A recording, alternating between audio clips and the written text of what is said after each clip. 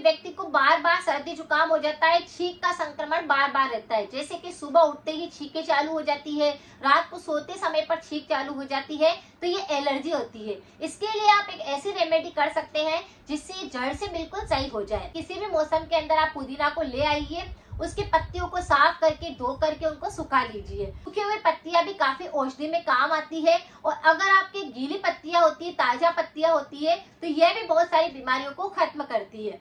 तो अगर आपको इस प्रकार से बार बार एलर्जी, सर्दी जुकाम और छींकें आती है, तो जो सूखा हुआ पुदीना है उसका आधा छोटा चम्मच आपको पाउडर ले लेना है, यानी पत्तियों को आपको, सूखी हुई पत्तियों को मसल लेना है और उन्हीं पत्तियों का पाउडर तैयार कर लेना है। उसी के अंदर आपको 1 चम्मच शहद मिक्स करना है और इसको खाना शुरू करना है।